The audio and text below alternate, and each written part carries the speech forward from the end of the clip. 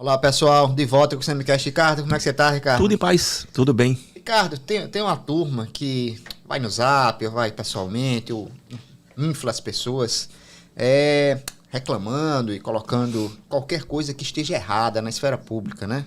É o filho desse, é o filho daquele, é aquele denuncismo de sempre. Mas parece que essa turma, quando chega a hora que eles estão lá, onde ele reclamava dos outros, parece que eles se utilizam do mesmo expediente, Ricardo. Eu estou falando do que a gente chama do bolsonarismo raiz alagoano.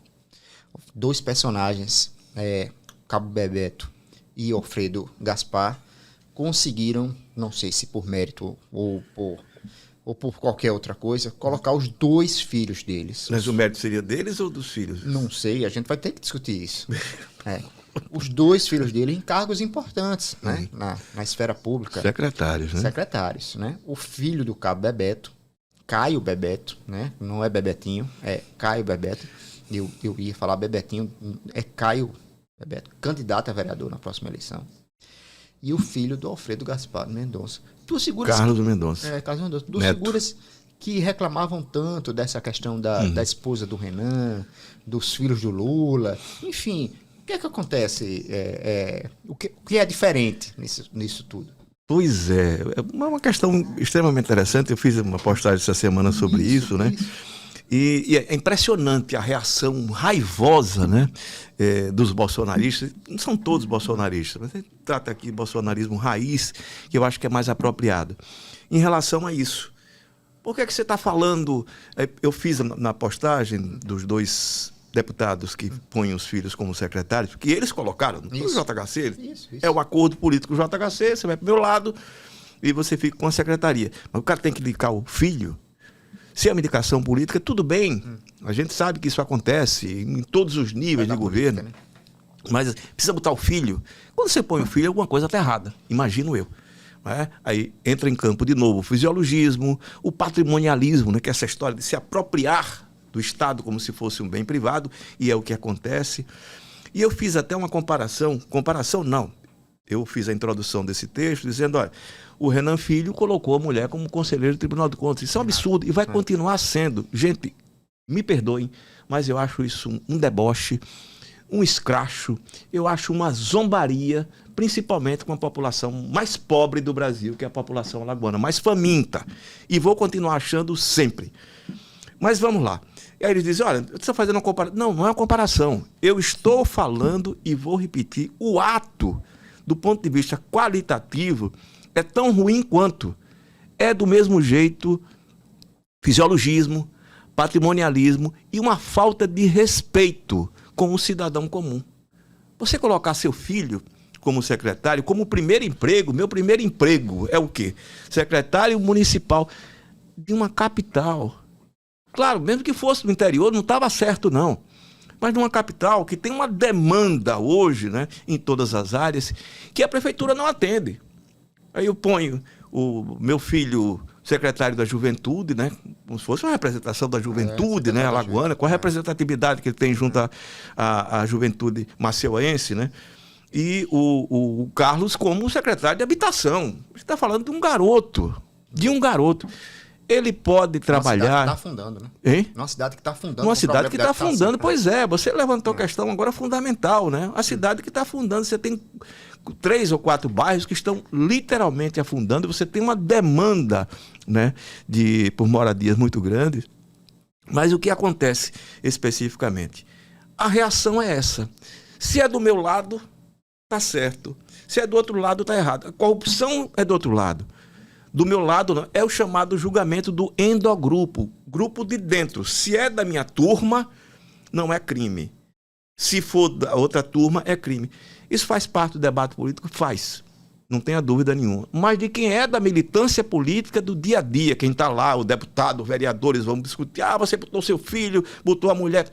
E eles nem fazem isso, né? Porque eles, amanhã serei eu, né? Amanhã serei eu, sou você amanhã, ou você... É triste, eu acho isso triste. Eu acho também. Mas esse tipo de reação mostra uma coisa. Hipocrisia. Isso é hipocrisia pura e absoluta.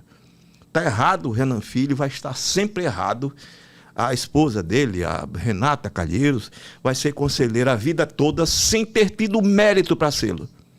E os 2 filhos, né, dos 2 deputados, um federal, Alfredo Gaspar, e o estadual, Bebeto, chegam exatamente pelo mesmo caminho.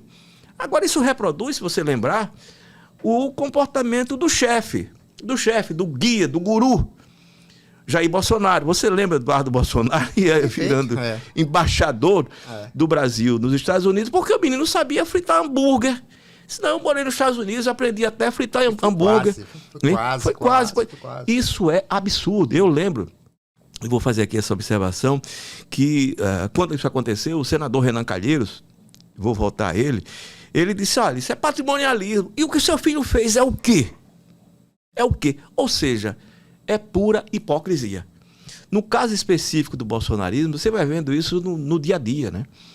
A gente lembra na época da Covid, houve a CPI, que foi uma CPI que teve uma atuação extremamente importante. Muita gente acha que não deu em nada, e deu. Sim. Naquele momento foi o reforço necessário que o Brasil precisava para ter vacina. E passou ali, naquele momento, a emparedar o governo Bolsonaro, né, para que o país tivesse vacina. E, felizmente, o Brasil passou a vacinar muito bem. Apesar de que 10% das mortes por Covid, você vai lembrar, 10% acontecia no Brasil. Naquele momento acontecia no Brasil. Então, havia a picaretagem da vacina. Você lembra da corrupção de compra de vacina a um preço superfaturado? Pois é, mas não aconteceu. Não aconteceu porque foi denunciado. O crime estava ali. O fato de ter sido evitado é extremamente importante. O prejuízo foi menor para o país. Mas o maior prejuízo, o que aconteceu, foi de vidas. E aí você vê essa história, quando você fala a reação deles, o que eu acho impressionante desse bolsonarismo é a reação raivosa. Você brinca, né? O que eles me xingam é uma grandeza. Só que eu boto no lixo. Não adianta me xingar, dizer palavrão, que eu sou isso. Vai pro lixo, que é, para mim, na minha opinião, e enquanto eu for titular do blog, vai ser assim, o caminho para essa raivosidade, para esse ódio gratuito ou sem limites e sem freios. Eu lembro que, ainda em 2018, eu ando sempre no mesmo lugar. Diz um amigo meu que eu sou um morredorzinho, porque quem quiser me pegar, vai me pegar todo dia, 10 para ser no mesmo lugar. Eu vou passar por ali, desarmado, que eu nunca dei um tiro na minha vida, nem pretendo fazê-lo, tá certo? Até o fim dos meus dias. Eu não sei quando, quando acontecerá. Mas passava ali, o cara falava, você vai morrer! Aí eu brincava aqui, eu digo, você também, né? Socraticamente, né? Você também vai morrer, todo mundo vai morrer. O outro vai para Cuba, tem que me dar a passagem. O cara passava, vai para Cuba, tem que me dar a passagem que eu vou. Passo os dias lá, depois volto, porque eu quero viver aqui. Né? Mas é impressionante. Esse pessoal acumula ódio, sempre com a identidade comum entre eles, que é o fato de que são pessoas, em regra, que nunca tiveram posição política. Sempre se omitiram e, de repente, se descobrem como os defensores da pátria brasileira, da família brasileira. É engraçado isso, e aqui, absolutamente normal, tá, gente? O cara que é defensor da família está no 4º casamento, terceiro, 4º casamento, tem filho, tudo quanto é lugar, bota os filhos no mesmo emprego para não fazer absolutamente nada. Não é? As ex-esposas também, ainda bota os aderentes das ex-esposas, todo mundo. E essa turma fica com esse discurso moralista, como todo moralista é falso. Eu não digo moralismo filosófico não, tá, gente? Isso é outro território, é como a história do cinismo, né, filosófico, de Diógenes, né, de Sino, é filosófico. Mas esse cinismo vulgar, assim como o moralismo vulgar, mostra só uma coisa: hipocrisia. É um bando de hipócritas. E esse tipo de reação, porque com os dois, não, são indicações políticas dos filhos. É isso, gente. É uma normalização do absurdo. Do absurdo. Repito, é a história do julgamento do endogrupo. Exogrupo tem um julgamento, é o padrão moral para o exogrupo, as pessoas de fora. O endogrupo é esse aqui, é de uma tolerância impressionante. Vai se justificar tudo, justificar o injustificável. O Bolsonaro foi nepotista, foi patrimonialista, foi fisiológico. Da mesma forma, os dois estão demonstrando a mesma coisa, os mesmos defeitos. E olha que eles estão começando na vida, né? Os dois deputados. São bem jovens, né? Não, os dois deputados. Não falo nem os secretários. Os meninos já são ali, né? O Bebeto no segundo mandato e o pois é. no primeiro mandato. E diga-se passagem, em benefício deles, e é um aspecto interessante, eles dois tiveram o que é muito raro aqui. Voto espontâneo. Sim. Principalmente o Bebeto. O Bebeto foi eleito por voto espontâneo, né? Agora, será possível que nesse eleitorado das pessoas mais próximas não tenha ninguém com capacidade para ser secretário da juventude? Só o filho dele? Mas a melhor forma de criar um grupo político é criar um grupo familiar e político. Já pensou? Pois essa tradição aqui, né? Tão antiga quanto... E é uma tradição que é abraçada pela esquerda, pela direita, pelo centro. Pois é. De uma forma, né? Aí termina, eu coloquei até no fim do texto, não é porque eu coloquei, não, mas é isso mesmo. Tá vendo? Todo político calça 40. Gente, vai ter alguém que calça 39 ou 41, né? Por que não? Né? Só que você, de tal forma, quando você aparece com uma novidade ou antipolítica, né? Ou a nova política, e se comporta desse mesmo jeito, você já dá uma sinalização contrária a quem quer entrar. Diz, olha, o que vai entrar também, tá vendo? Vai ser do mesmo jeito, porque fulano chegou aqui, teve o mesmo comportamento. E não é assim, tem gente muito decente. Às vezes, eu conheci algumas pessoas, né? O cara passa lá um mandato e diz, ó, isso aqui não é ambiente para mim. Né?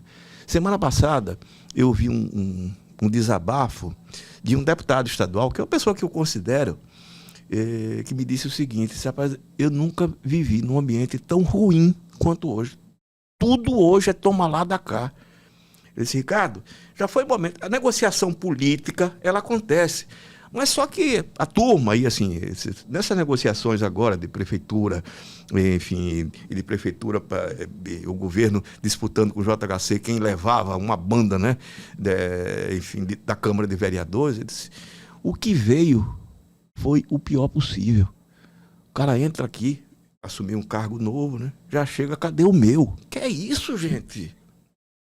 Cadê o meu? Ou cadê alguma coisa para os meus, né? Pois é, mas era isso. No caso, é uma família mesmo. É complicado. Raptei a vossa mensagem. Como diz, né? Aquele personagem. Exatamente. É isso, Ricardo. Assim, eu acho triste. Acho também, uma pena, independente de quem seja. E não vale a pena a ojeriza de política. Quanto mais distante você se põe da política ou dos políticos, pior a política fica. Isso. Porque você abre espaço exclusivamente para gente desse tipo.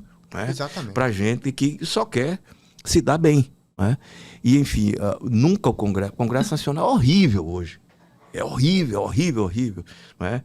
Mas já teve Congresso Nacional melhor. A Assembleia Legislativa já disse aqui, já teve uma Assembleia muito melhor do que tem hoje. Câmara de Vereadores do mesmo jeito. Então, é possível? É, porque o caminho é o mesmo. É o caminho pelo voto. Evidentemente, você tem a força da grana, da máquina pública, tem. Mas quando há uma determinação da população de reagir a isso, não adianta. Não adianta, porque a turma termina perdendo. O Congresso está cheio desses que são. Contra esses aí, só eu que sou diferente. Exatamente. Mas, né? Diferente. Não, nada, é isso, Ricardo. Semana que vem a gente volta com outro programa. Obrigado mais uma vez. Vamos lá. E vamos ter cuidado com os comentários nesse episódio. Acredito. Vou apanhar um bocado. Eu acredito que filhos, sobrinhos, primos, amigos, todos estarão presentes. Mas vamos ver. É isso aí. Um abraço. Um abraço.